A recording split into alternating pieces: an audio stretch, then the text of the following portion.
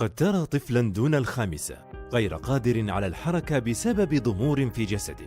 في الأغلب قد يكون مصابا بشلل الأطفال. إن شلل الأطفال مرض فيروسي شديد العدوى يصيب الجهاز العصبي، وهو كفيل بإحداث الشلل التام في غضون ساعات من الزمن. ينتقل الفيروس عن طريق الانتشار من شخص إلى آخر بصورة رئيسية عن طريق البراز، وبصورة أقل عن طريق وسيلة مشتركة مثل المياه الملوثة أو الطعام، ويتكاثر في الأمعاء. وتتمثل أعراض المرض الأولية في الحمى والتعب والصداع والتقيؤ وتصلب الرقبة والشعور بألم في الأطراف. وتؤدي حالة واحدة من أصل 200 حالة عدوى بالمرض إلى شلل عضال يصيب الساقين عادة، ويلاقي بعض المصابين بالشلل حتفهم بسبب توقف عضلاتهم التنفسية عن أداء وظائفها.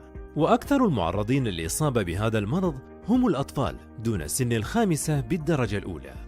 حتى اليوم لا يوجد علاج لهذا المرض، ولكن يمكن الوقاية منه عن طريق إعطاء الطفل لقاح الشلل على دفعات متعددة تقيه من شر المرض مدى الحياة بإذن الله.